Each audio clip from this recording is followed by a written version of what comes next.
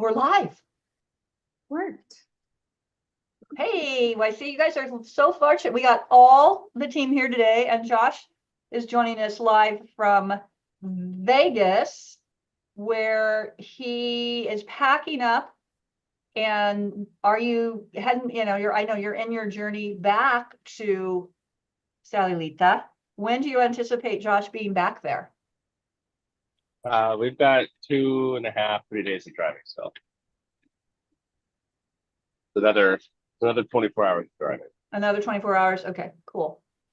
So we were talking before we got on about something that came up with, I'm sorry, I'm just getting all my things done. Had a client reach out to me last week about they have a studio and they teach Bikram and Vinyasa. They actually have 3 rooms. One is not really big, so it's kind of like it's not big enough to do yoga classes in, because maybe you could fit 5 or 6 people in it. And they've been trying to rent it out as like a massage or something like that. It does have a separate entrance, so kind of struggling with that. While it's not exorbitant, it's a little high for the area. And so down the street, there's a building that they're thinking of buying, because the one owner is a contractor and the other one's a lawyer. And they're both passionate about yoga, and they came together and reopened a space that had shuttered during the pandemic. So anywho, he was asking me about reports he could pull and to isolate numbers. And I said, yeah. And then I gave him the info he needed. And then I called it out to him, because one of the things they've been struggling with is they get a fair amount of people coming through the doors. Like they get really like close to 100 a month. And that does include ClassPass. Even when you back ClassPass out, they're getting 50, 60 new organic visits a month, which is a good amount of people. We solved their intro offer problem. People are buying their intro offer, very much so. And the problem is they're not converting people to membership. Their membership conversion rate, or even another package, overall, their conversion rate is like 5 to 6% when they're getting close to 100 people a month. And so their thinking is like, well, if we just go build this space, buy this building, build this space, and just focus on Bikram, we're going to be better. And I just said, I have to call this out, because moving locations, spending the money to build a studio is not going to solve the core problem, which is your failure to convert. Because why? They're uncomfortable with the sales process. They just are very uncomfortable with it. They can't get the team on board. They're conflicted about it. And I just flat out said, moving locations is not going to solve the core problem. Yeah, until and unless you solve this problem, it's still going to be with you. So the expression, wherever you go, there you are. So running from the problem and going to try something else in a different space is not going to solve the problem, because you got to do the work. You have to do that tedious work to get the systems in place, to do all of that, the little things every day that will build the business, that will build your team. I posted a video in the YC this morning. I follow Simon Sinek, who is an authority on leadership, and he wrote The Why, The Power of the Why, Define Your Why, What's Your Why? Anyway, I follow him, and there's a short 5-minute video on what does it take to be a leader, and watch it. It's really powerful.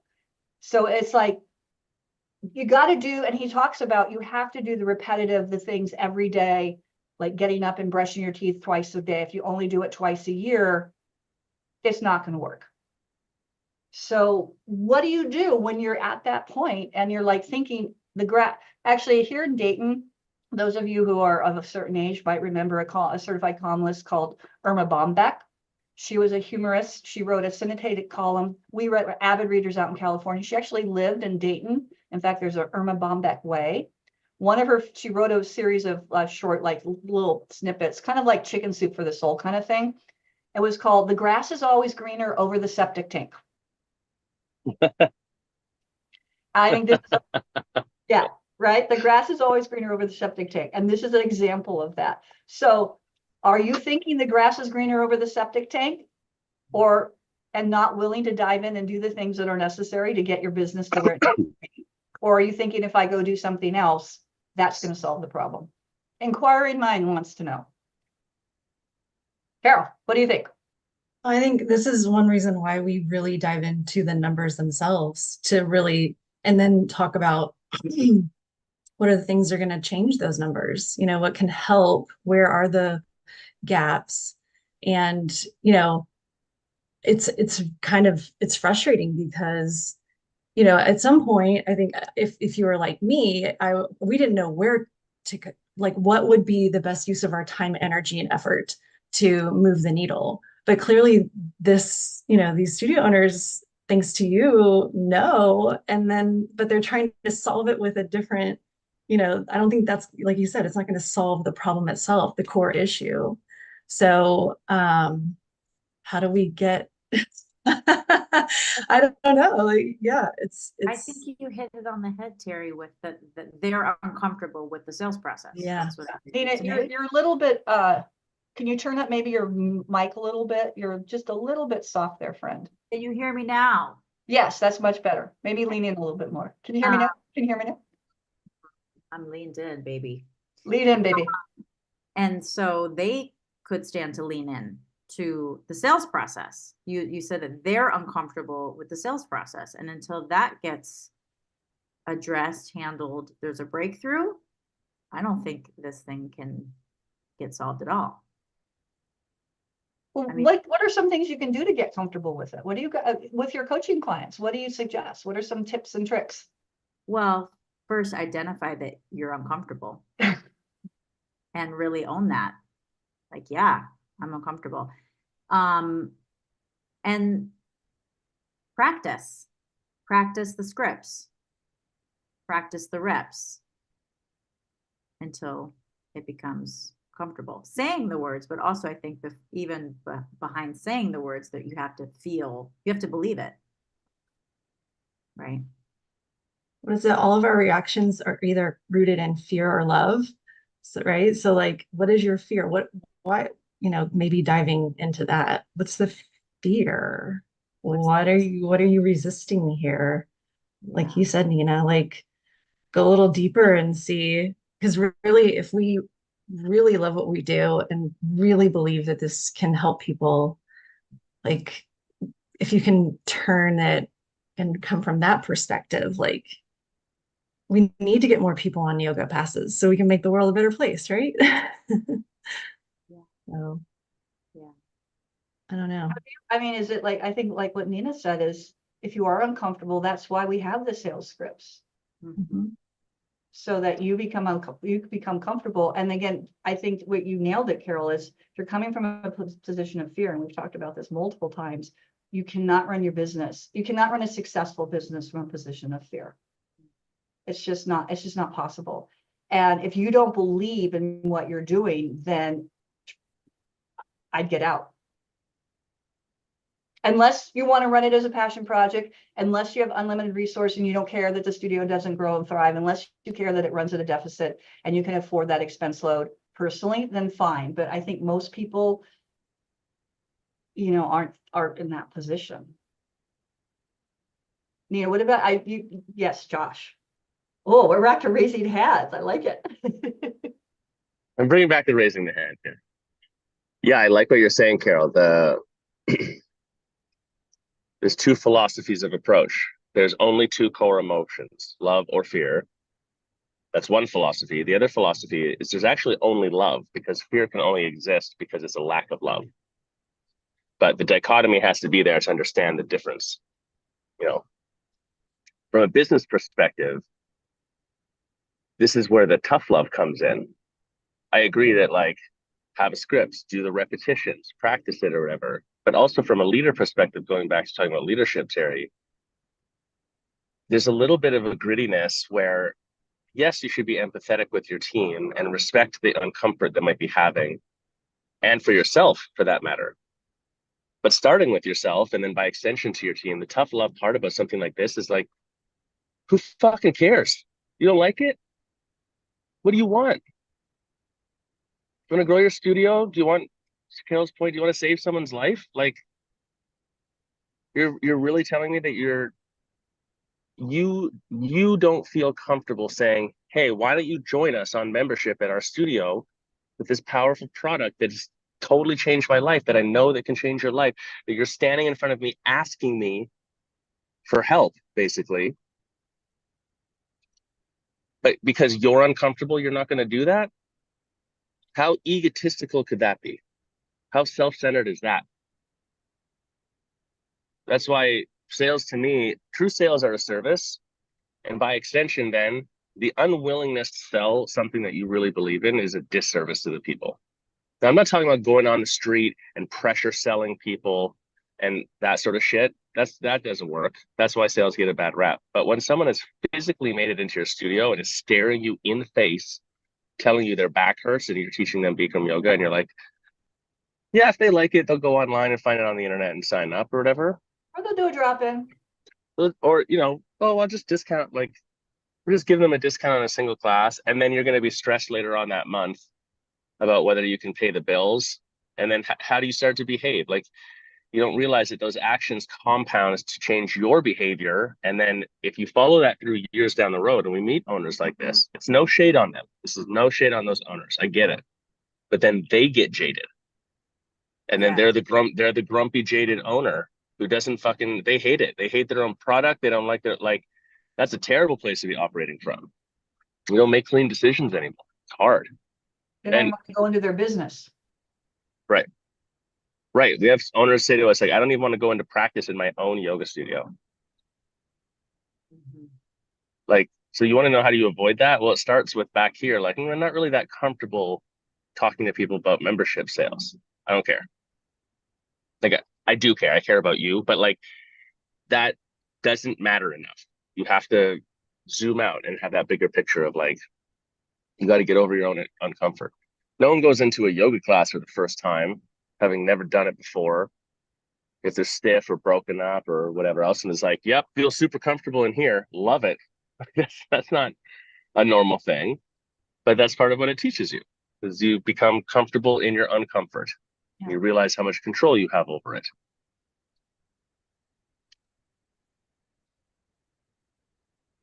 I want to go back to the your problems are where you are, and purchasing a space.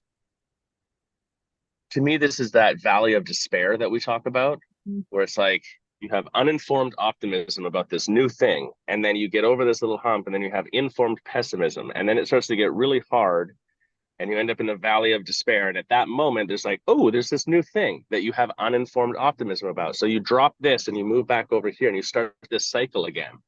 Yeah. And so you're constantly looking for an external thing to solve an internal problem. It doesn't mean that, for example, finding a new space and building a studio and owning the building isn't a great opportunity. That might be your 10x opportunity. Yeah. It's actually like a completely separate thing, though. So to your point in the beginning, Terry, I think for a lot of owners, the hard part is getting really clear, like really to your bones clear on what actually do I want and what actually are the problems I need to solve. And if you back So further, it's what that, because I referenced Simon Sinek earlier, is what's the why behind it? right, and the what do I actually want, that kind That's of the what, yeah, what that's sort of, Yeah. that's finding the why. why am I even doing this? Owning the building as a yoga studio, great idea. And from a really practical sense, like you can sit down and paper napkin those numbers out.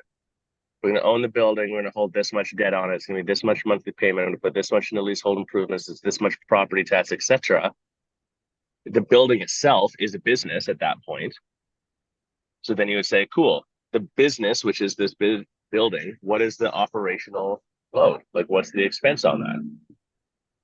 And it might be that is something that your business your yoga studio can cover. And then you have an appreciating asset. Smart. Yeah. But what if it doesn't? And then if you don't think it does, if it doesn't currently, why not? Is it because you're running out of capacity and you need to own the building? Is it because your lease rate's too high and that's eating your margins? Or is it, to your point, Terry, They're just not getting because them. you don't, You're not getting members, you're not selling anything. Yeah, I So mean, that problem, why would building the building solve that? It won't. It's a totally and different if move. anything, it increases their debt load exponentially because now they've got a mortgage to pay for. Granted, he's a contractor, so he can do a lot of the work himself, but you still got to buy the materials. You still got to put a heating system in. You still got to put all of that stuff in. So you've still got the expense of a build out, and then nothing's changed. Are you expecting from going from $15,000 a month to $60,000 a month without solving the core problems of the studio? Carol, I wanted to ask you, because I know you just love this stuff. How did you get comfortable when you owned your studio and training your team? Because I know this is not a thing that comes naturally to you. So how did you get over that resistance, or did you ever have it? And then also, what was your why for opening the studio? Because you certainly, it was over 20 years ago when you and your original partner, and what was your why? And I'm just curious, because I think you're more typical than someone like Josh and I, who like can talk about sales and are comfortable and do it and all the time. I think I was the exception to the rule when it came to yoga teachers. Yeah, I don't know. Actually, as the leader of the studio, I don't ever feel like I shied away from that role. I Good. felt very comfortable and confident, especially having a partner. That was actually really helpful to me because we could bounce ideas off of each other. She was great because she always pumped me up too. She's like, you can do this. I had like a cheerleader on my side. My why was, I was an IT consultant before I owned a studio, and I was burnt out. Even just a few years out of college, it was a lot of hours, and my respite was going to my Bikram yoga class. I would tell people, it's like, if I don't get out of here by 6 p.m., you're gonna see like the raging Carol. But like, yeah, it was a lot of hours, and I needed my yoga, and it didn't. It was just something that I think originally I never saw myself as a business owner, but I think back and I'm like fourth generation small business owner. And I think it is kind of in my blood in a way. And I wanted to share the amazing experience that I had to other people. And that was my why. I really wanted to help other people. But yeah, I think it's just very slowly, I'm trying to figure out, like, your question was, yeah, how did I get comfortable in it? I kind of always felt comfortable. Now, whenever we started to roll out some of these new concepts to me, I'm the type of person that as much as I can before I want to like to soak it all in, really understand it to its fullest before I present it to the team. But when we did our sales training, I was actually really excited about it. I remember being at the 2019 summit. I even did a video, like my Monday minutes was like, everybody get ready for bring your why to our next team meeting, because we're going to talk about that, and we're going to talk about sales. So I was really excited about it because I could see the potential. Yeah. So you asked them to come with their why? Mm-hmm. For I our love sales, that. our meeting was like, everybody start with your why. And we as the studio owners did that.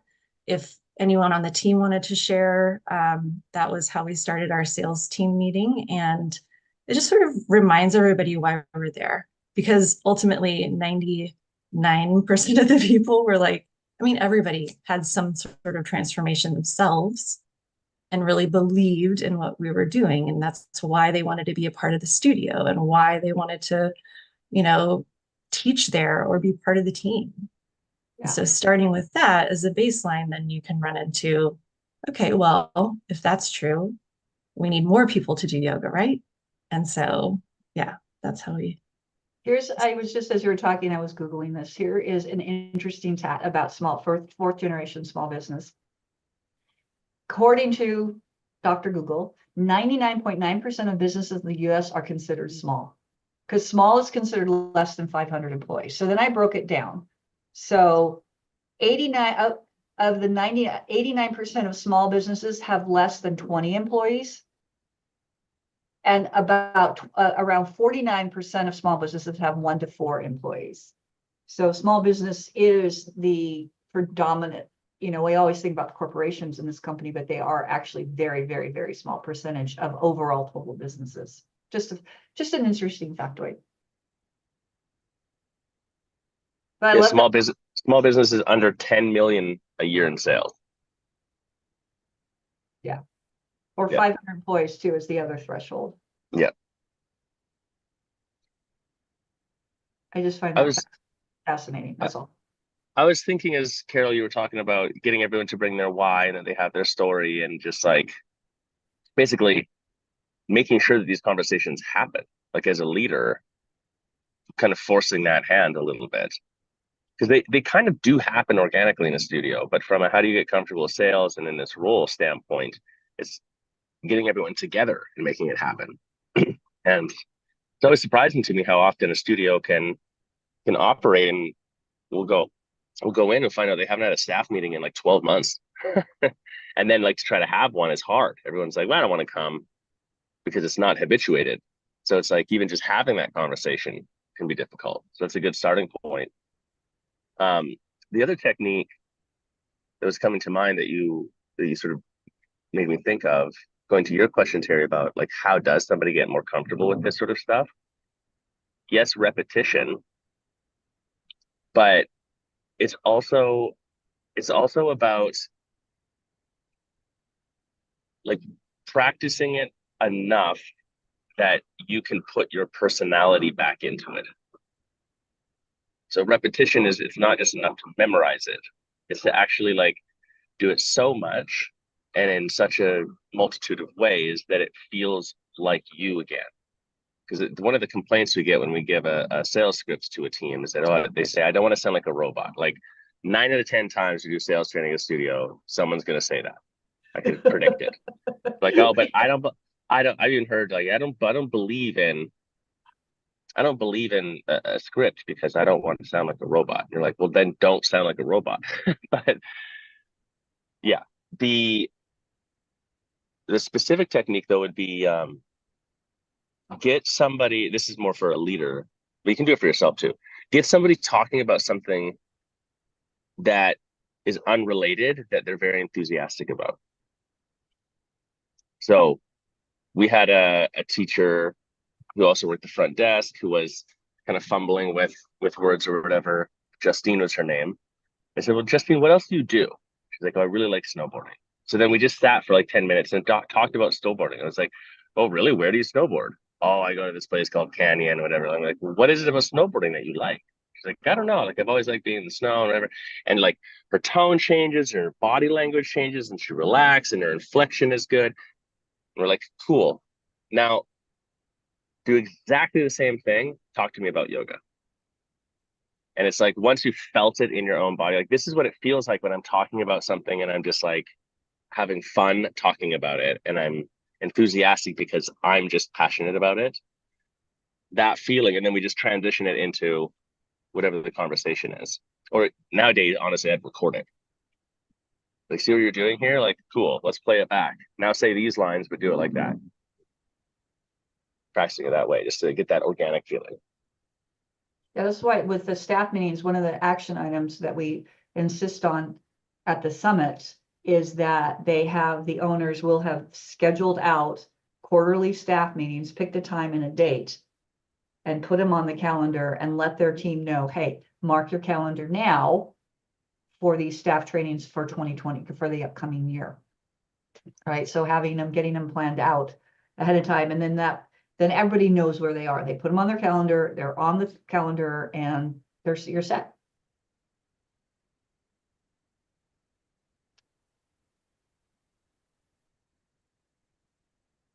All right, pregnant pause. So Nita, you had an interesting conversation with a client about pricing. Talk to us about that. Yeah, so this is someone who hasn't opened her studio yet. And like all of us, she's a passionate yogi and loves this practice. And she has some concerns about the drop-in.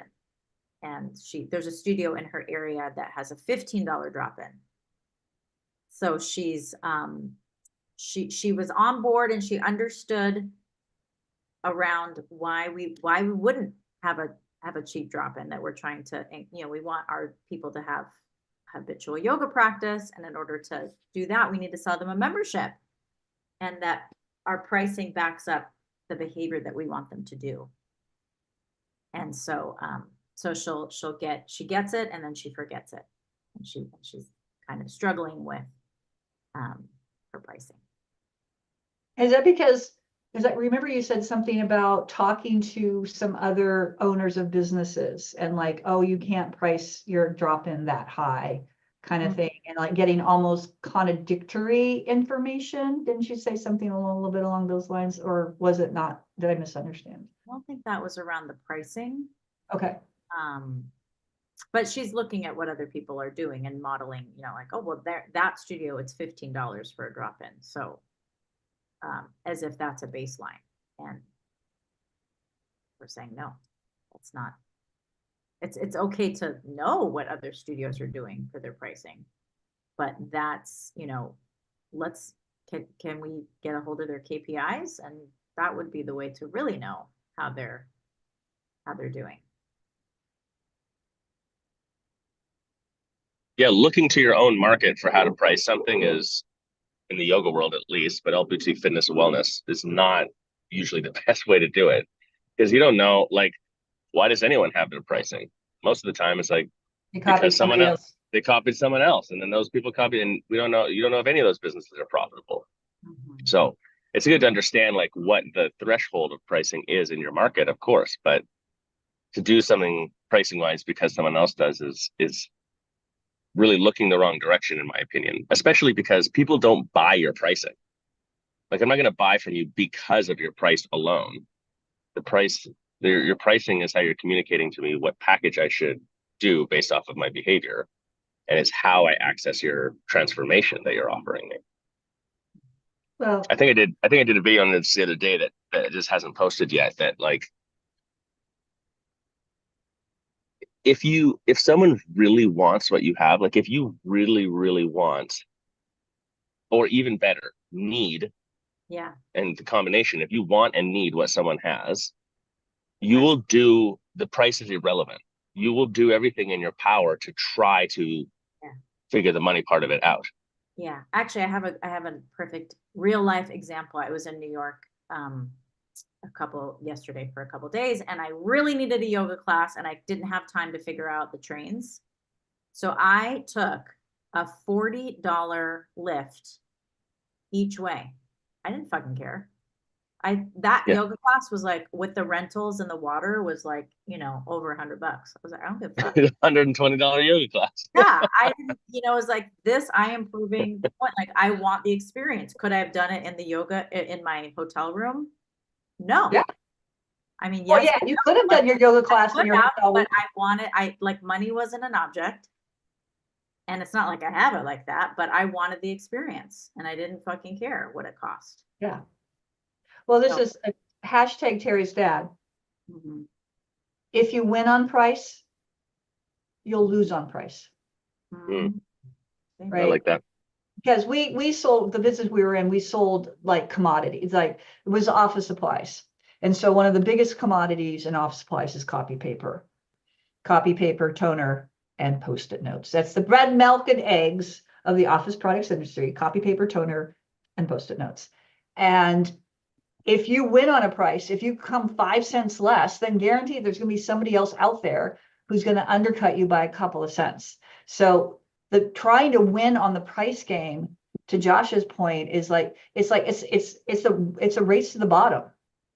So understanding what your market is doing, yes, you want to make sure that you're understanding what's going on in the market and understanding why you have the price, which is why we have actual tools that, okay, what's your rent? How many people can you fit in the room? How much money do you need to make? Well, if you make this much money per visit, then you need to have this many people in the room. Therefore, your pricing needs to be this to sustain that thing. So it's like we have tools and resources to help you determine what is the pricing that I need to support my business, Mhm. opposed to, oh, I'm going to copy everybody else. In fact, I had a call with, she actually used to work with us several years ago, Molly. I know some of you guys don't know, but you remember Molly, and she Yep. moved, and I don't know if she has yet, but every so often she reaches out to me because she's still wanting to think about opening a location out she's in the Pacific Northwest. And the last time we talked, she said, I've got a couple ideas, a couple of buildings, and she pays for these calls, but we ran it through the calculator, and she goes, yeah, this is what I was thinking. This is just, this is not sustainable. She says, I'm just going to wait. So she's looking at it from, I need to find a space that is sustainable, as opposed to just running out and renting the first space she can get. So conversely, it's like when you're setting your pricing, looking at it from, a logical and fact-based approach, as opposed to an emotional, I can't charge that much. Well, if you need to charge that much, then you find another space or you do something else. But it's like what you need to charge and what you want to charge might be two different things. This is where larger market influence is big, because if the rents in the city and everything go up, like we talking of New York, to Nina's point, you could charge a $40 drop in New York. Probably charge as well. a $45 or $50 drop in at this point in time. Right. And that people might think it's expensive coming from outside the city, but they would be like, well, it's New York. Like, they just accept the price of things is higher like that, because also the price of everything else is higher like that. So the wages, there's a scale that moves up and down. So my point would be just that if you're looking at, in Molly's case, opening a studio, and you were going to approach it from just a personally principled place where you think, I want to be accessible to people by having a $15 drop-in. Well, if you open up in New York, the $15 drop-in, like, yeah, people will come and buy it. That's not going to be a problem. But you're going to lose money every time one of those people is taking a spot in your class. And that also that's the bar of like the most you could charge per class. So it undermines all the rest of everything else. But you know what So, this makes me think of? Remember Yoga to the People? exactly. Yoga to the People, for those who don't know, was the donation-based brand. It was the first full brand that went donation-based. There are a couple of studios ahead of them. And there are still a few left, but like they surged up. Yeah, they surged up to a certain number.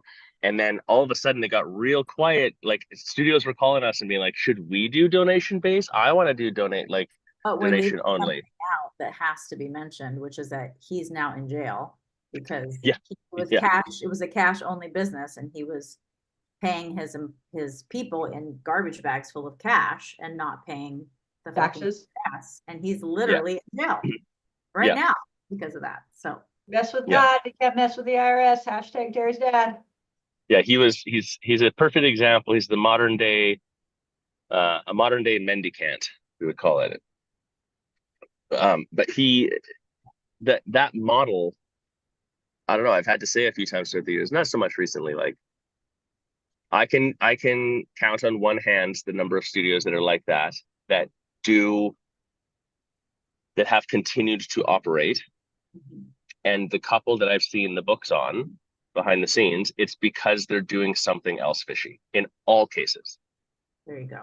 It's because they're doing some weird cash model. It's because there's a studio that's doing it that I refused to work with some years ago out of principle, because they were donation only. They're very busy, but they didn't pay any of their teachers, or they paid only one. They said, oh, well, this is just their karma, is to give back to the communities to teach, because we're a donation-based studio. Meanwhile, the owner's got a multi-million-dollar house and making all this money off it or whatever. I'm like, this is not ethical. Like, I don't get it.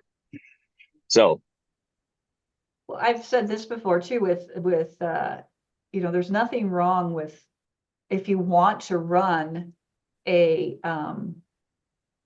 Well, if you're a 501(c), which is a nonprofit organization, if you want to set up your yoga studio as a nonprofit organization, you absolutely could do that if that's what you want to lean into. However, nonprofit, and I've said this number of times, does not mean no profit.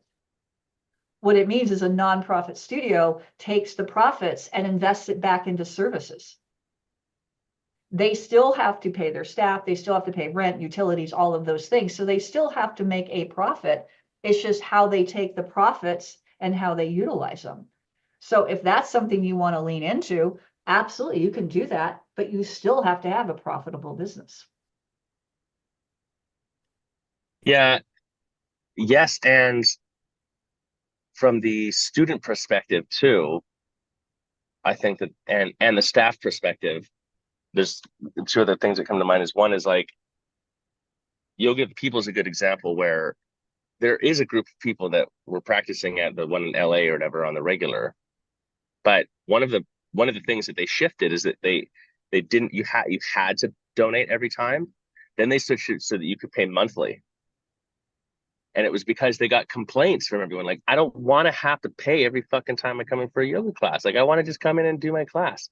And that was a really good example of how there's value in the ease that you create for your clients and their ability to participate.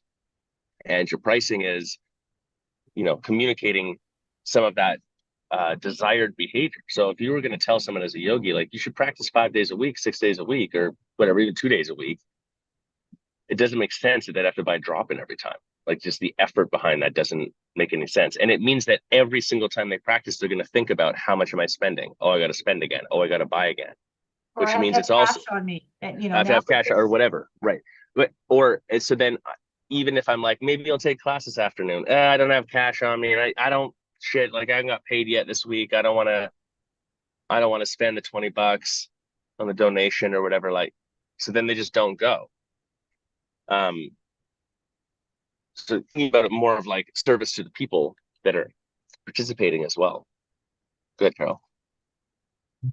No, I was the same. It was like having cash. I wonder how well that would work nowadays. It's really rare that I have cash on me.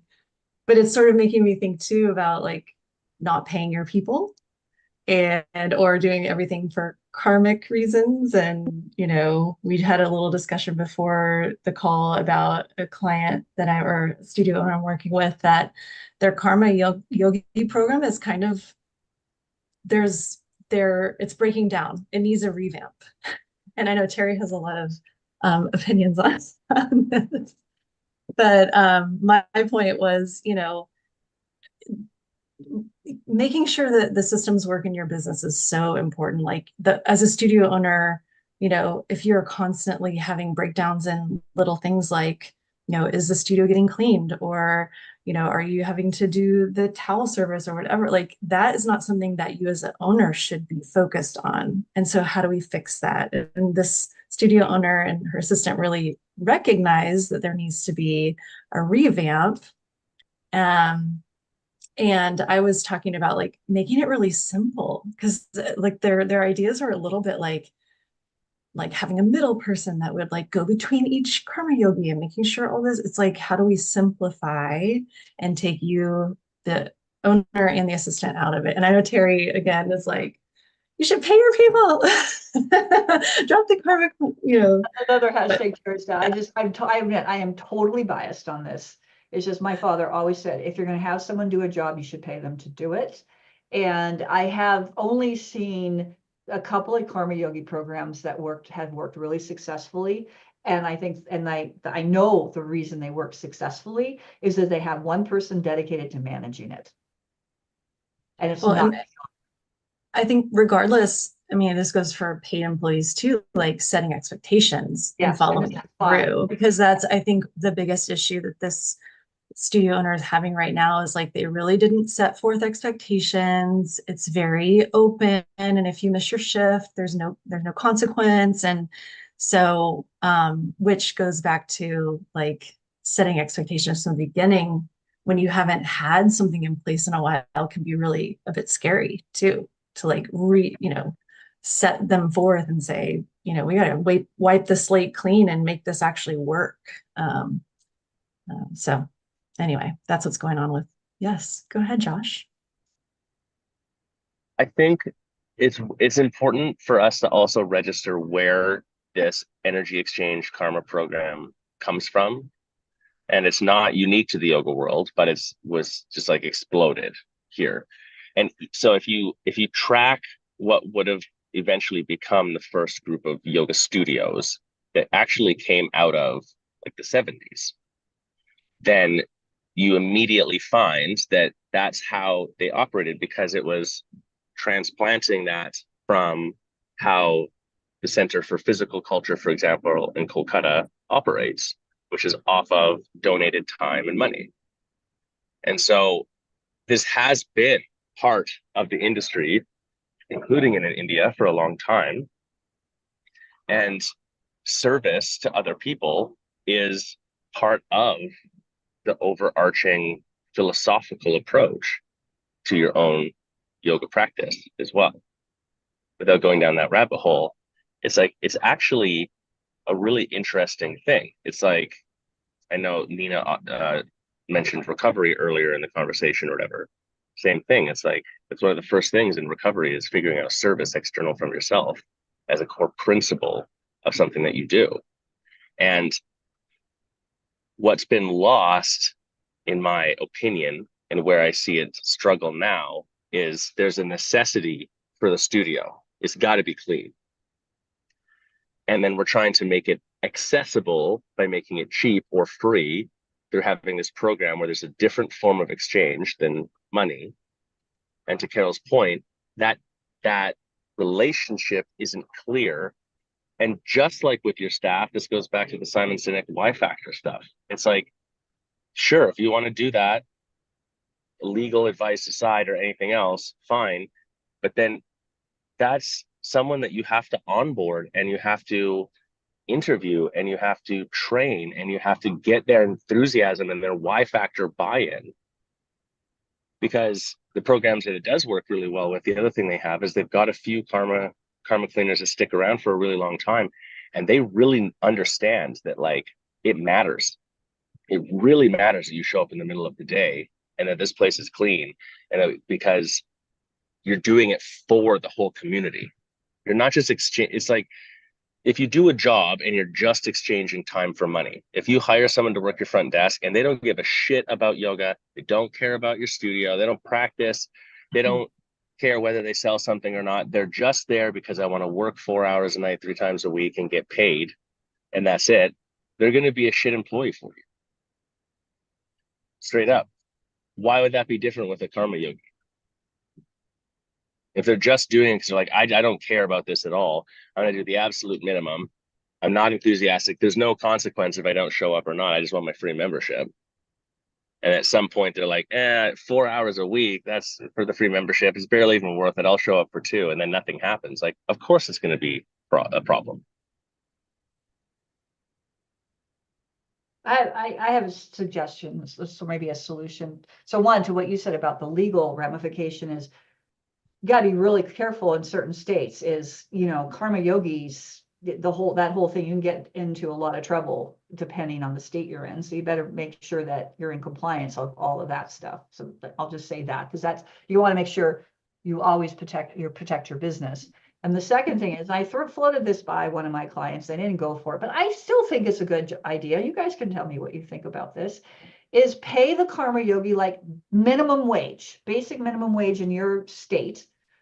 Maybe a little bit more if you're still at the federal minimum. I can't believe there's some states that still like federal minimum wage, but pay them a basic minimum wage, and then give them a discounted membership, like half off, so that you're still getting, so then it's like you're paying them as, yes, you have to onboard them still as an employee there, but then that membership payment essentially is paying for their yoga.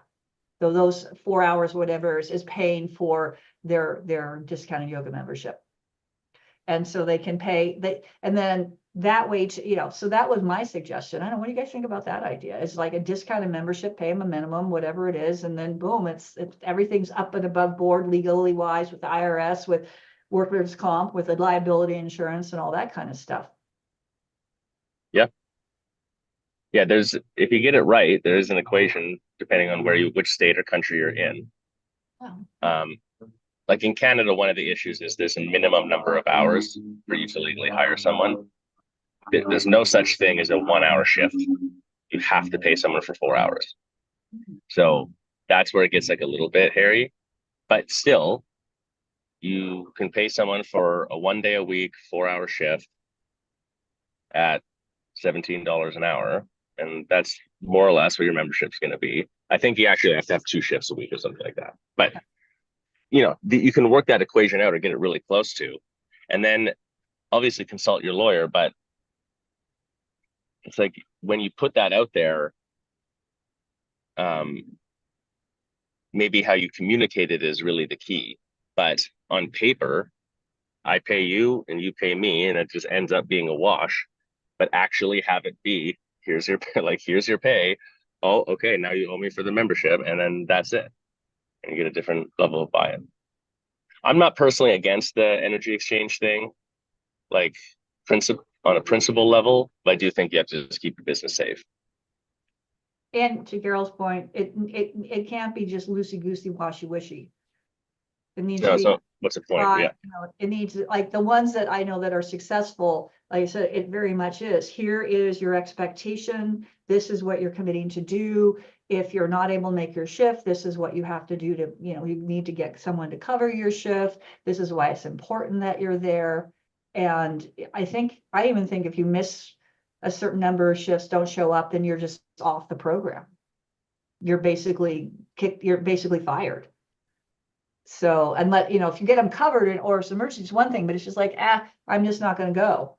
And they also have, I don't know if they have them go. I suggested with one client that they actually have them clock in and out so that they know their full shift. They're there their full shifts. The other thing that I have observed is it seems to be, generally speaking, quite extreme, where either a studio has an abundance of like karma cleaners, for example, or energy exchange doing other things. And then with that comes sort of the management headaches of it. But then also they're like paying members as often they have to try to grow that, or it's the reverse. They have a program, but they have like 1 or 2 people, but they're always sort of short staffed on that side of things. The reason I bring that up is if you're running a studio and you have a program like this and you're in one of those categories, I would pay attention to that. It's possible you're in the category, like if you're putting it out there and here's an energy exchange program, it's 2 hours a week, you get free membership, you get discounts on this, you get a +1, blah, blah, blah, and you can't get people, no one wants to do it. Like that's a pretty strong indicator that that's just not the right program for your community and market, maybe, Or conversely, it's like, if you have something like that and you always have, there's a studio I can think of right now that they've got 30, 40, 50, 60 people on that program at any point in time and new people applying all the time. It's like people are coming in, doing the intro and then being like, hey, can I do energy exchange? And so, but then they're like, their sales are a little bit slower than they might want. It's like they're in a market where people are leaning into that, and what they've created is a community where people want that. I don't want to say freebie because you are actually exchanging your time, but like they're more reluctant to pay, and that's in general energetically suppressing the value and suppressing the price of what's happening in that studio, and could actually be undermining things on a bigger sense. And if you've got 60 karma cleaners, then you got to think like, call those 60 members who are not paying every month directly. And so what sort of magnetism are you creating? What sort of environment are you creating in the studio with that? Nothing against it, but just, is that what you want? And if you think about it, probably they're high users. They're probably taking the people that are going there 5, 6, 7, it's not twice a day sometimes. So right. Not only do you have this huge population not paying for yoga, but typically they're probably in the classes a lot more. In fact, one studio had to go to, when like in the peak seasons, like the winter, whatever, it's like, okay, here's the order of hierarchy. It's like staff and karma, it's like class is full, you can't practice. And you can't even register. You can't pre-register. This is, if you want to show up and if there's a space, you can take the space. But yeah, that's the other thing you need to stipulate too, is, particularly if you have a smaller studio. I mean, if you're like one of these, behemoth OG Bikram studios that has 50, 60 people and it can fit that's a little different than if you only have a capacity of like 19 or 20 or something like that. You're going to really have to manage that, so that your karma people aren't, taking, 3 classes, 3 spots a class kind of thing at the peak times. Carol, did you have an exchange crew? We did. We Yeah. had, it was one, like we had 7, one per night would come and clean the studio, deep clean. And we had a 3 strikes and you're out rule. We had an expectation that if we trained you, you needed to be with us for, I want to say 2 or 3 months. Like we weren't going to put in the energy to train you and then have you decide, like, oh, this isn't for me. Like we needed commitment. And I was just thinking when we were talking, or, it's like, I feel like some of those people, there's not a lot of turnover, and they are really committed and I feel like they are, they do really understand the importance of them showing up and doing a good job. And, it's one of those things that when people would cancel, or part of our cancellation funnel was if they said it's like too expensive for me, then we explain that we do have this program, we can get you on the wait list, and if it comes up, it's something we can reach out to if you have any interest in it. So we kind of always have this backlog of a few people that we can reach out to, but I'm thinking I haven't seen turnover in a long time. It's a really strong group. So, and we do have one person that is in charge, like manages it, and and so, but they are also self-contained, like they have their own, if they need somebody to fill in for them, they make trades themselves. It's sort of like, if they can't, then it escalates to, the manager of the program. And so it was really successful for us. And I feel like once we had somebody else managing it, it was even better. We didn't have to do the training. What I find interesting, and I hear this a lot, see this a lot, one client is like, okay, so I paid my clean, but my front desk did the cleaning. That was part of their responsibility. So like a lot of times it's, this is the other thing. It's like, oh, you're working the front desk or whatever, you can go take class and then be back. And I'm like, why? So like there'd be lists of things that they had to do when classes were in session. So they were there from 3:30 to 8:30. I think that was the shift. And they had, and it's like during class, that's when they would do the cleaning. Last class, they would do the deep cleaning. And the last thing they would do, but before they left is, after the showers, they would just do a quick pass through. And then on Saturday afternoon was the really deep clean. And it worked fine. It's like, I said, one of my clients is like, well, I'm like, why have them practice? Have them, then you're not constantly having to try to get, because they're struggle to get people to clean the karma cleaners. I'm like, they're like, well, it's not part of what we hired them for. I said, well, here's the thing, you can change it. And if they don't want it, then you can hire again, but you can start setting that expectation as people rotate through, is make it part of the front desk, protocol, is that they do some of the cleaning. Yeah, our front desk definitely did. Yeah, a little light cleaning. And yeah, go ahead, Josh. Oh, I was going to say the same thing. We had both. So we had an exchange crew that cleans during the day, plus the teachers participated in a certain amount of cleaning related to their class, and plus the front desk did.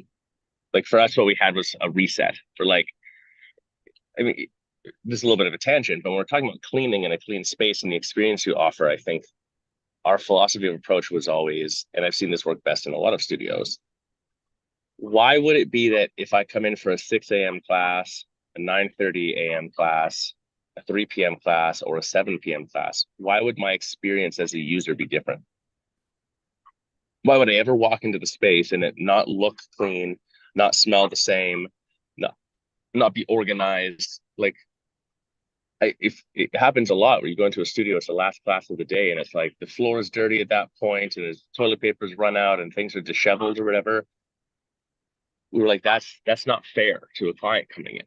It doesn't matter what time you practice, you should experience the space reset to its best place. So there was super deep cleaning, which was more like monthly schedule stuff or quarterly schedule stuff. There was cleaning the space daily, and then there's the reset cleaning. Yeah, And exactly. And the reset cleaning, it was like, it doesn't matter if you're a teacher, a front desk, me, the owner, whoever. If you're there when that needs to be happening, you're doing that. But the thing that happens when you get your system set up well is that it's not stressful. Like, it's not hard to do a reset cleaning. It only takes 10 or 15 minutes. So we also, you could, for us, it was more of a bonus thing, Terry, where it wasn't you should or shouldn't practice on shift. It was, you can practice on shift, but it has to be the last class of the day, because the between, like, you can't come out of class and then the between, like, yourself not be ready. It has to be the last class of your shift or of the day. And all of the jobs on the checklist have to get done. So, like, I don't care. That means, like, we didn't actually have an ending time on the shift. We had you're done at this time, and generally that means it should take this long. So you should probably be done at 9 o'clock at night. If you want to stay here till 10:30 or 11 to get all the shit done, that's fine. And I'll pay you because you've checked out and taken the class in between. That's fine. But you're clocking out, take the class. I'm paying you to take yoga class. And then you're clocking back in, and the 6 a.m. people require you to finish your job. Yeah. So that's your choice.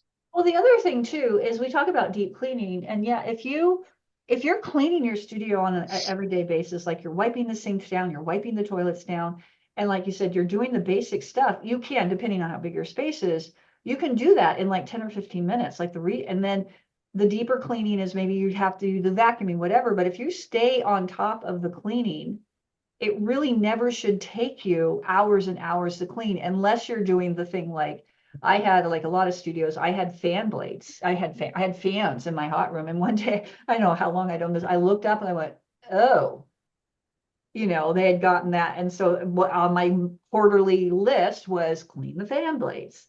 And then because it is a beak room studio, it was like monthly, the walls got washed. So, those are some of the things that, to your point, Josh, and I think if you do stay on top of the cleaning and not let it get to the point where we were at a studio a year ago, where it had a 10-year backlog. Where Josh and I each spent like 3 to 4 hours cleaning toilets because they were that bad.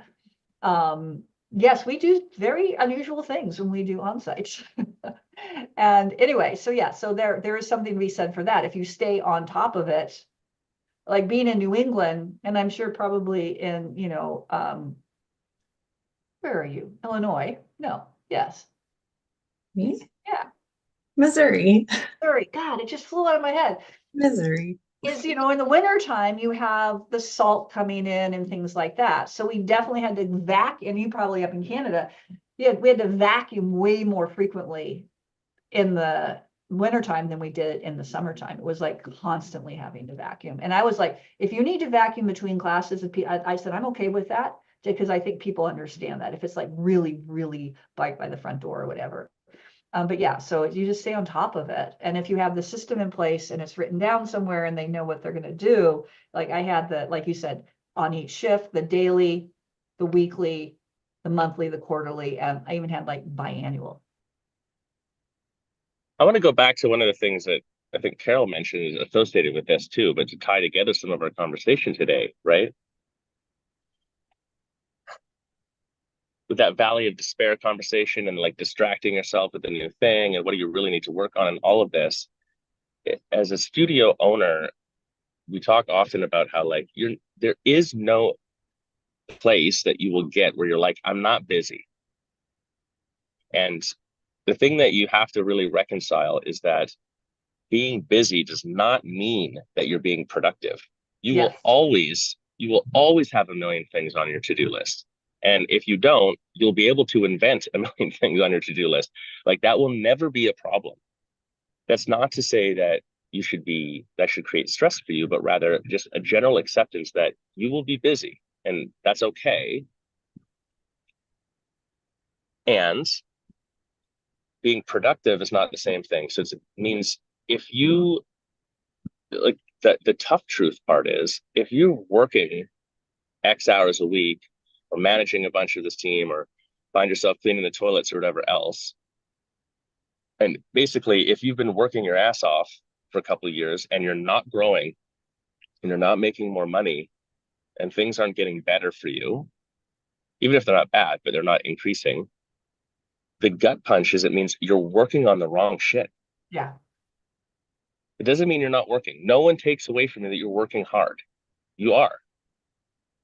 But you have to like really tough love again yourself and just say like, if this isn't actually getting me to where I want to be, then you're working on the wrong stuff. So the way that you grow your business, I want to just simplify it, right? Is there's only 3 things you can do to grow your business. You can get more people. You can make each person in your business have a higher value, more lifetime value, and you can increase your capacity to do work. So when we're talking about like cleaning and systems and organizing, that's pretty basic level operational stuff that, to all of our point, we all put systems in place for this to make sure that it was happening to a certain quality standard. And there's a lot of reasons why you would do that. But the purpose, the real purpose, and why it makes sense to be like, fuck it, I'm going to sacrifice everything for the next month and get this right, is because then you don't have to focus on it anymore. You're increasing your capacity mentally. You're increasing your capacity as time. You're increasing the capacity, as the team. And also you're improving your product, which gets more people in the doors and helps them buy more stuff. But like, I think just sometimes zooming all the way out to that very simple, like, why would I even do this? Why put a karma cleaner program in place? Why have someone manage it? Why have a system for how we're going to clean this stuff? Because I want to have the cleanest studio? Yes, but actually because you shouldn't be going in, to Carol's point, and being like, oh shit, like this is messed up. And I should be here working on these things that matter for my business, but now I can't because I'm getting pulled back down into the weeds of fucking cleaning. I didn't build a studio to become a cleaner. The other thing you also can take a real hard look is, are you doing those other things because you are actively wanting to avoid doing the things that you know need to be done because you're uncomfortable with them, like increasing my membership retention. So, I'll do that later because I've got to do this cleaning thing. I mean, I'm totally guilty. I mean, like you can always find something to do, to your point, Josh. Yeah. So then you really have to give yourself a good hard look. It's like, am I doing this thing because I'm avoiding doing the thing that I really know I need to do, but I'm not comfortable doing? I don't know how to do. I haven't figured out how to do it. And you're using it as a procrastination tool to make yourself feel good because, I got this done. But the reality is all this other stuff. And I've talked about this book before. It's an old book. Old, I mean, like, anyway, it's called Swallow the Frog. Mm-hmm. Right? It's like if you have a list of things to do, it's like it's like a good sales one. It's like you have a list of things to do, and there's one thing on that list that really makes you uncomfortable. You have to do an uncomfortable, whatever it is. It could be define uncomfort, whatever that is. That's the thing you do. You take that, you swallow that frog, and you get that off your list, because then you're going to be way more productive. Because then if you don't get through it, guess what? That frog's going to leap forward to the next day and the next day and the next day. And then it goes from being a little frog to being like, I don't know, whatever analogy, until now all of a sudden you're going to have to swallow 10 frogs before you can get to that thing. So that's another thing, kind of that look of, coming from a place of, I'm better at doing this, so I'm going to do all these things and I'll figure this out later. So that's sometimes, and I was totally guilty of doing that. Yeah, we actually see this a lot. I mean, I think to everyone's defense, Carol's, mine, well, maybe not Carol. I don't know. Carol's pretty much a rock star, but Carol's a badass. Carol's much for bad. No, but I think every entrepreneur goes through this. This is a natural thing. And I'm not sure you ever entirely escape it, but having it's like a yoga practice. It's like at first you don't even realize how much you distract yourself in your yoga practice until you start to get control of it. It doesn't mean that it never happens. It just means that you can grab the reins again fast. It's why yogis appear less emotionally charged, like they have a higher EQ. It's not because they're not feeling any emotion at all, but rather they can process it instantaneously because they have self-control. That's the superpower. That's why they're bulletproof. So that being said, it's like this is a normal entrepreneurial thing, but we see a lot with owners where they're really busy, and how this comes out. Here's the gut check. If you're an owner listening to this, here's how this will present itself to you. If you ever think or find yourself saying to us or anyone else, I want to do more, fill in the blank, the thing you're supposed to do, marketing, sales, train my team, build my karma program, I'm just already, so I don't know where I'm going to get the time. That's the indicator that there's like this busy work that either doesn't matter or matters less or could be delegated or is a distraction for you. Or that the harsh way to say this is you're being lazy. It's not that you're being lazy. It's that you're avoiding because you're telling me I'm not saying add more hours to your work schedule, because that's not the solution. That might be a temporary band-aid to get something rolling to build a system. But you're avoiding by, there's 2 hours a day that you're doing something you don't need to. I was going to say, I hear this a lot too. I'd rather just do it myself because it takes longer to build it and explain it than do it. But if you sat down and did that Loom video or did that, as I see Carol, did that Loom video. Yeah, did that SOP and get it done and then train somebody. Yes, it might take you 6 hours to do something you could have done in 2 or 1. But now you've just got yourself back 2 hours at however much time to do, because you've taken the time to train somebody on it. Yeah, that was my issue. I definitely was that person. It's just easier for me to do it. And I got to a point, just what Josh was saying, like I was so busy. But I didn't feel like I was pulled in so many directions. I didn't know where to focus, like what is going to actually move the needle in my business. And that's where getting a coach, to coach me was what I really needed to help zoom in and then understand how to put those processes in place, understand how to, train somebody. And it's okay if it doesn't get done like, 100% the way you would do it, but it gets done. That's better for you as the owner. And I remember, I still look around sometimes, even though I don't own the studio, but like everyone just does their job, like they have their checklist that they go boop and things happen and it's amazing. And, so yeah, get a coach. Yeah, get a coach. My default, and you guys have heard me say this any number of times, is work the front desk. That was all. Oh, I need to work the front desk tonight, or because I love to work the front desk. So those of you, I'll put it out there again, is that sort of whenever it is I retire, and who knows where that's going to happen, is that my plan is like when I first became a Bikram teacher, I traveled and taught all over the place. I want to be a traveling desk person, right? I come work your desk, do some yoga, know the community, and go on to the next thing. But that was for me. And that the same thing to Carol's point is once I got my coach is when, again, helping to bring it down is, okay, we really need to solve for this, and this.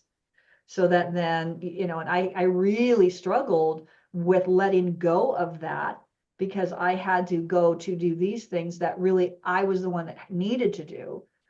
And so training the team and all that kind of stuff. So that's where you really, I think, that's also a hard part of being an entrepreneur. It's just, again, hashtag Terry's dad. If there's a problem in your business, look in the mirror, right? It's just like looking in the mirror and really having that self-awareness to say, okay, this is not getting done because of my lack of experience. I don't have the expertise. Okay, now that I've been aware of this, what can I do?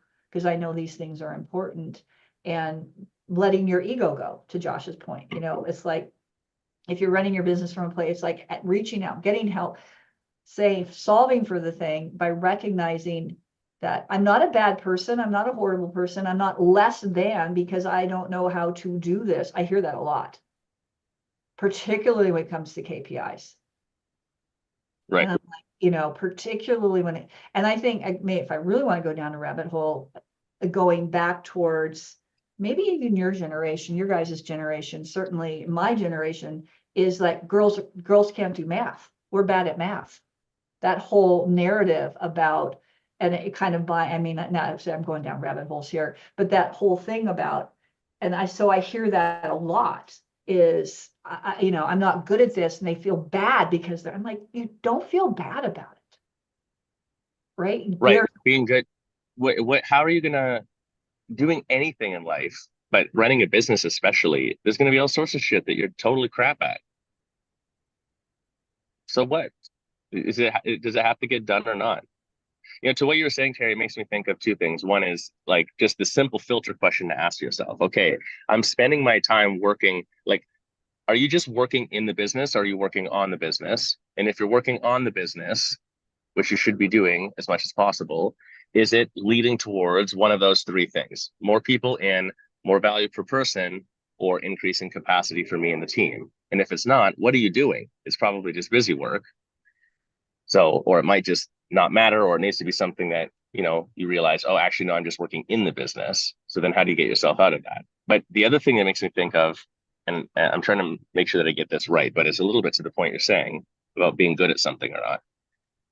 If you don't know what to do in your business, you need to audit and measure. If you don't know to identify the problem, right? If you don't know how to fix the problem, you need education. You got to educate yourself. Of course you don't. Like if you've never seen it before, you've never done it before, whatever, like then you need education, no problem. If you know what the problem is and you know how to solve the problem, then what you need is implementation. You just have to take action. And that actually sounds obvious, but like that's the hard part for most people actually, is like really doing that. And then if you're already implementing, then you probably just need more volume or more time. Like you need patience. Patience, yes. I know my problem. I can prove this is what it is. It is working towards the right thing, and I know what to do. I am already doing it. I just need to do it more and longer. I have to be patient. I have to stay the course for a second. And then at some point, then you start over. You measure and optimize again. Yeah. So to me, that's a helpful little self-audit that you can do. Like, okay, what are the three things of the three things I'm working on my business? Which is it? What's the problem I'm solving for, the growth metric that I'm trying to hit, the goal I have, and then where am I on that path? Because that path is, you can't skip it. You can't not be educated and know what to do. It's not possible. So to your point of like, oh, I'm not good at whatever, doing a KPI report in your system. Yeah, okay. So get good at it. So get good at it. Or pay somebody else to do it. Or like get good at it enough to be able to hire someone for it. Yeah.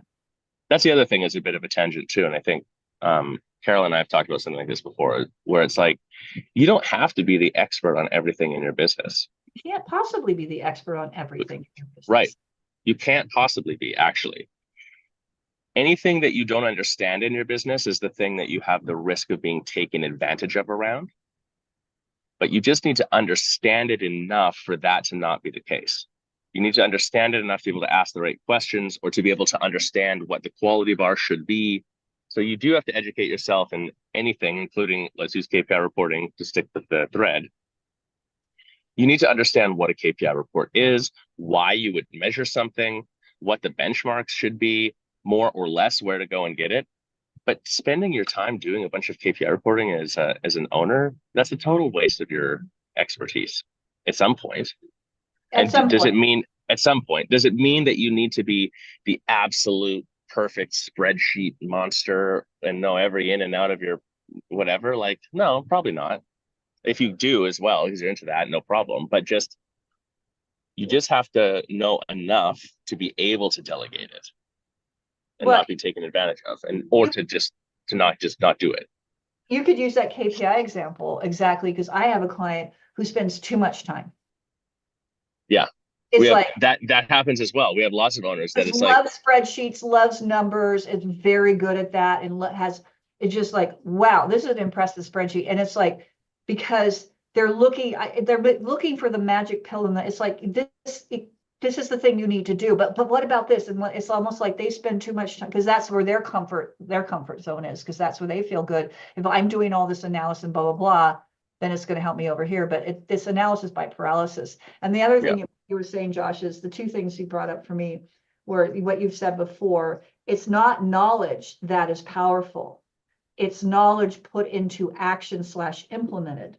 That's powerful. So a lot of times we spend also the curse that we're spending so much time researching, so much time finding out about something, that we never take that step of actually implementing it, even if it's a plan, a simple plan, well executed, is better than a complex plan that nobody understands and never gets fully executed because you're constantly tweaking the plan. And then the other analogy I love that you say, Josh, beyond the valley of despair, is the example of being in the ocean, right? Yeah. It's when you're working the patience thing. Like in the beginning on an ocean journey, you can see the land behind you. And then you get to a point where you're in the middle of the ocean and you can't yet see the shore in front of you. And that's where oftentimes you like that, it kind of goes with the valley of despair. It's like you turn back, you give up. Whereas if you just stayed the course for another day, another month, another whatever it is, you would start to see the next horizon. So that's the other part of that. And I was going to say something, but I was like, well, if Christopher Columbus had turned around, but I thought, well, it might have been better from the indigenous people of Central and South America. Yeah, but that's a whole other story. I'm sorry. That's where my brain goes these days. Anyway, but I think that's the whole part of it too, is, and you made a post about that in a Facebook, not an Instagram reel or post about that, about, I'm so special, say, oh, that didn't work for me. Well, if it's worked for all, it's like, is that egotistical saying, oh, it didn't work, I'm so special, it didn't work for me? Or did you just not stay the course? Did you not measure, optimize, retweet, and keep going? yeah. Yeah, it doesn't mean you never pivot. It doesn't mean that it's not possible you really test something out and it doesn't really work for you. It's not worth the effort.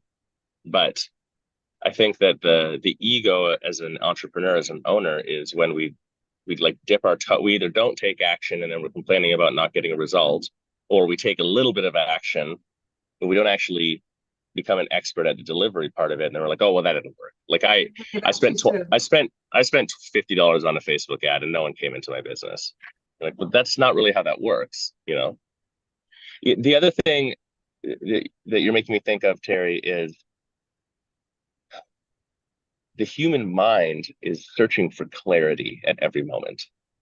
That like, we're getting a little bit philosophical here, but like, what's life's purpose as a human? And without going down the rabbit hole completely, a component of it might be, depending on what you read, the search for understanding and clarity around life itself.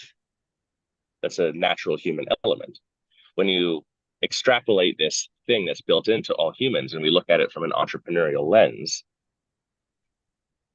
spending a lot of time focused on the design and the vision, and I could this and I could that, and not taking the action, is either procrastinating at some point, because it's like, that's just the fun part for you. The actually doing the work is the part that you don't like, and reconciling that needs to happen. Or maybe you're fearful. Like, if I take the action, I have all this great ideas and these grandiose whatever. That's the people who don't open a studio. They're like, oh, I want to open a yoga studio. And they call us up and we're like, cool, like, how far have you gotten on your business plan? And they're like, well, I'm not really that far yet. And then we never hear from them again. Or they call us 2 years later. And they're like, okay, now I'm going to open a studio. It's like, at some point, you just have to take action. So, but it's the fear of failure. But the other thing is the clarity point. At some point, thinking only creates more thinking. You can't plan your way to success. And the concern with getting it right by thinking about it more and planning more and analyzing more to try to find more clarity doesn't work. The only way to get clear is by taking action. And in fact, optimize. Right. And the speed at which you will find clarity when you are taking action is exponentially faster than thinking about it and like working it out. There was a test that was done. I'm going to butcher this exactly. I'll find the actual references at some point. We'll talk about this at the summit, where they had two groups of people building, I believe it was pottery, building some form of pottery. And they said, you're in a competition between these group A and group B. Whoever builds the or they didn't know, sorry, they didn't know they were in the competition. Whoever builds the best pot is going to win. Group A, they said, we want you guys to build the best pot. If you build the best, most beautiful pot ever of pottery, then you will win the money or whatever it is. In group B, they said, we want you to build as many pots as possible in the next 3 hours. And didn't talk about quality at all. And then said, go. And long story short, group B, like group A, spent all this time planning and mapping and arguing about what to do. And then they built a pot, and then it came out looking like X quality. On the other hand, group B built 100 of them. They're just like, what about this? And they just iterated immediately. Like, well, that didn't work. Let's try this. And they did it again. And so not only did they produce more volume, but the end result was actually higher quality, like significantly higher quality as well. So I'm butchering this story a little bit, but the point just being, if you were trying to create the best possible outcome, thinking about it isn't the way that you're going to get there. At some point, the only thing you can do is you've got to do it and then do it again and do it again. Yeah. There's another social experiment that was done years and years and years ago, similar line, welders. It was a welding school. And they had group A and group B. Group A, they told, we put you in this group, or actually what they did is they told the instructors, this was it. So they had like Carol's in group A, Josh's group B. So Carol, these people in your group, they passed this aptitude test. They've shown a really high degree of aptitude to welding. Josh, here's your group. Now, there was no difference between the groups. They were just, so what was interesting and what made me think about this is what made it interesting is the group of welders that the instructor thought they had the higher aptitude. Guess what? They performed better. Mm. So kind of going back to that whole, I'm like went way out and coming around back to the leadership is if you expect more from your team and you lead more for your team, guess what? You're going to get better results from your team. And it kind of goes to that, what you just talked about. The similar thing is like, let's just get this result, and they work together collaboratively to get there. So I just found that very, very interesting. I don't know why. And the other Related, thing yeah, related, Terry, same thing. I grew up playing hockey. I don't know if you guys knew that. Yeah. Canadian. But a good coach that I had when I was quite young, I got drafted to the WHL when I was 13. And so like at that age, you're too young to understand what's going on. But I had a really good assistant coach actually for the team that I got drafted to. And he would always make the point that you get better as a team and you get better as an individual by playing up so high that it's uncomfortable for you. Not dangerous, but uncomfortable. It's like when I hit the ice in major junior hockey when I was 14 and 15 years old, and I was playing against 20-year-olds. It was scary to be on the ice. I remember being actually terrified. But then guess what? By the time I was 16, I could skate with 20-year-olds. Like we're talking about children versus men playing. How does that happen? Thinking there's no training, there's no game tapes, there's no nothing else that I could have done on my own that would have got me there. So I was called up to that level of play, basically. And so I think the same for your team. It wasn't ever a coach telling me to work harder or putting me down for messing up or something like that. It was just like, this is the standard of to play on this team where you're going to have to be. Full stop. I don't give a fuck how you feel about it. That's the same thing running your team in your studio. A little bit to what you're saying about aptitude and stuff too. Like The aptitude is, we're all experts here. You are the best yoga teacher in the world. And this is the bar. And I'm going to hold you accountable to that. Calling Yeah. people up to it. Yeah. Yeah. Actually Wow. making it harder for them without it being about them, the person, is probably one of the best ways to get your team to perform better. Wait, say that again. Yeah. Making it harder for your team is one of the best ways to get your team to perform better. Yeah. Without Yes. it being about them, the individual. Right? It's not about picking on the individual. It's about holding them accountable to a higher standard. Usually studio owners in the yoga world go the other way. Yeah. They're like, oh, I want my front desk to do more, so I'm going to like take these things off their plate. I'm going to try to make it easier for them. I'm going to do all these other things. Or like this happens with yoga teachers a lot. The teacher comes in, there's someone at the desk running it for them. Someone's got the room all set up and cleaned and everything else. The teacher just comes in, teaches the class and leaves. And then we're like, well, I'm having troubles with these teachers to get them to perform better as a teacher and to interact with the people and et cetera, et cetera. And you're like, yeah, make them do more. Yeah. Like make it a little harder for them. Which is an argument for employees versus contractors too. Yep. Could be. Could be. Yeah. Or at the very least for performance For standards. performance, yeah. I'm sorry, I have to tell the story. I'm sorry. There's a guy in Canada, Jim Pattison, notoriously like super huge. He might be he's in the top 50 richest people in Canada at this point. But he notoriously an asshole. And the famous or infamous, at least, story of him out of Vancouver is when he first started, he started with car dealerships. And he had a commission-only sales team. And every single month, no matter what, no matter how long you've been working there, the lowest performing salesperson was fired. And I know this for fact because I know people that worked at the dealerships. So like literally you could be there, had been a top performer for months and months or years, been with them for 5 years, and you had one bad month, you're just, no question, you're fired. Get out of here. And so I'm not saying do that because that's a little too far, but it does sort of exude. So what ends up happening? He's got the best car sales teams, and that's how he grew his empire. I just Googled him. He's still alive. He's 95 years old. Yep. His net worth is $9.2 billion in US dollars. Yep. This guy's no joke.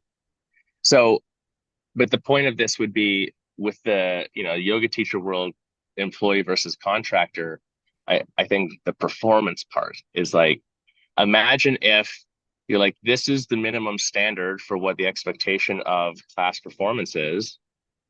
And if it's below that, like, I'm just not going to put you on the schedule. Yeah. Or like, you just don't get, at the very least, you don't get preferential treatment. And we had that with teachers, not negative against them, but we're like, look, if you can only teach, you don't give me enough availability and your class performance is low and you refuse to do any of these other things at the desk or whatever else, I'm not going to dock you necessarily, but you're the last person that I worry about building the schedule around. These teachers over here, they're doing all these things, they get whatever they want, they get it. And you get whatever's left over. No hard feelings, not against you as a person, but like, that's what it is. If you want to be in that group, that inner nucleus that gets preferential choice and gets the best class, like this is what has to happen, period. If you want help with that, I'll even offer help. Yeah. Yeah. And that goes back to having those expectations very, very clearly defined when you hire your teachers, or when you work with your teachers. Having that expectation there so that they know it's not just coming in and taking a teaching class. It's teaching a class with this expectation of retention, of interacting with clients, and class attendance and capacity and all those kind of things.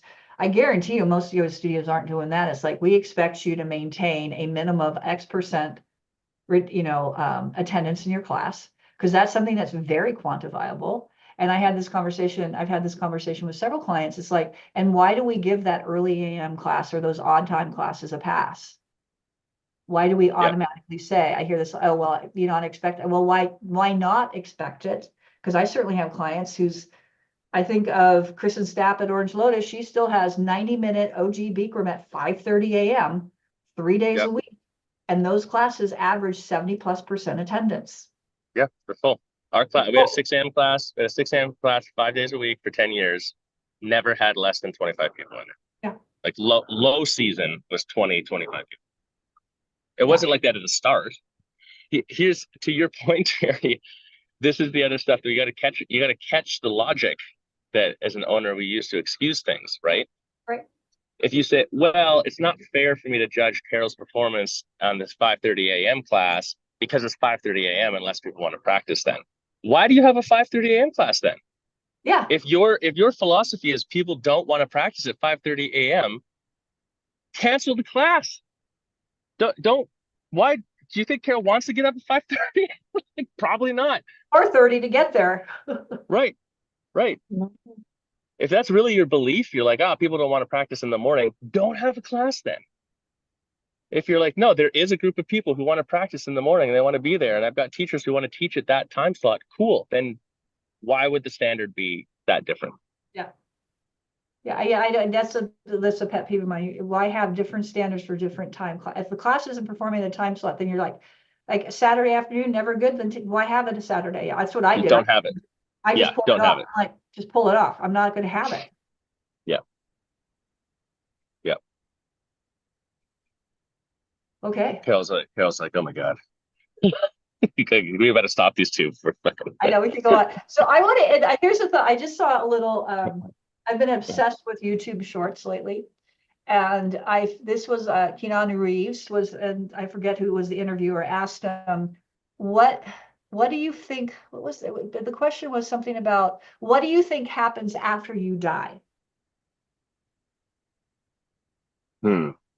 What do you think happens after you die? And Carol's got to jump. Thanks, Carol. Okay, thanks, Carol. Bye, Carol. Yeah, we'll close it out here. Yeah. And Keanu Reeves said, without missing a beat, he went, that the people who really love me are going to miss me. Whoa. Right? Mm-hmm. Exactly. That was like mic drop. Yeah. The people who really love me are going to miss me. That's what he feels happens after he dies. What's the point, though? How do we relate this back to it? The point was, people like, what do you feel happens after you die? Is it the afterlife? Do you go to heaven? Do you go to what? There's always this thing about the afterlife and when we die, what happens? And he said, it's basically like the only thing I know is that the people who really love me are going to miss me. And I don't know why. It just really resonated with me. I like that a lot. So relate this to studio, though. No, I don't know how I could relate it to this. I'd have to think about that. It was just, I don't know, it just triggered for me. Well, actually, it could be a lesson. All right, let's see how good I can be at this. Spinning it back is what happens. It could be like, what do your staff think about you? What's the legacy of how your staff views you if you were to sell the business or go away or stop? What is that legacy you've left with those people? Because, I mean, let's face it, you probably spend a lot of us spend more time with our work colleagues and we own a business sometimes, particularly in the beginning, than with our families. Right. Yep. So anyway, that's how I could relate it back to that is that what do we want people to think about us, our clients, our staff, kind of like what happens post business? I don't know. No, actually, I like that too. I think you're right because as a leader, what kind of leader do you want to be? Yeah, Are you the leader that's like, Josh was, relatively easy to get along with and made things mild for me by making sure that I wasn't too uncomfortable doing anything with my job. Yeah, like no one's going to say that. This complete apathy and indifference versus like, this is someone who challenged me to become better as a person and grow and, hone my craft and someone who inspired me. Yeah. Someone who held me accountable to a higher standard. To a standard. To a standard. Yeah. Expected more from me than I did of myself. Right. Saw in me what I missed. Exactly. Yeah. So, okay, there, we did relate it back. We did relate it. There's a good ending one. Okay, last thing, as we sign off here, Yoga Business Summit is coming up pretty quick here. I think we have 1 or 2 VIP spots left. including the GSD day, the Get Shit Done day, where like literally you have an extra day at the end where you spend with myself and the coaches, and we are going to help you by doing the work with you. Today's conversation about like, you got to take action on things. What's cool about the summit is, yeah, there's planning. Yeah, you're going to have peer-to-peer conversation. Yeah, there's going to be a lot of cool ideas and stuff going around. But every single day you're there, we're putting pen to paper. You're going to leave tangibly with the plan down. And if you're in the VIP category, that GSD day, we're going to start doing it. Yeah. We're going to sit down. We're going to write the thing out. We're going to put it on a schedule. We're going to, whatever has to get done, and you're going to have the full force of the team behind you to make that happen. So if you haven't signed up yet, Terry can put the link in the comments below afterwards, but grab your spot. Every single year is full. We've got, you know, a little more space this year because of some of the ticketing options. So We if also you're thinking have about it, the answer is yes, do it. We've also going to have a couple of workshops coming up, one on getting your 2025 marketing calendar all dialed in, marketing event calendar dialed in. That'll be going up next week. I can't remember the exact, but it's the Friday before Thanksgiving, US Thanksgiving. So whatever date that is. And then we're also going to have a core values workshop. Exactly what are core values? How do you identify core values?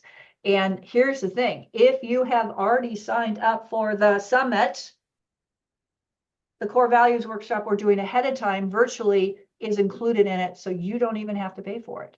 So another benefit. It's not even beyond included. I don't think we've made it an official prerequisite, but like, you need to do it to come to the summit. We're going to be leveraging that. Our presenter is an absolute expert on not only how do you identify your core values and clarify them, but how do you actually live them as an entrepreneur? How do you take them and then incorporate that into the operation of your business as well? So sort of the warm up for the summit. Yep. All right. Well, thank you all once again for joining us. I'm so glad we moved it to Thursday, Josh, because we definitely have missed you on the Roundup. All right. Go out, do some yoga. Better yet, do something that's going to drive some revenue in your business. Go make some money. Go make some money. Go save some lives.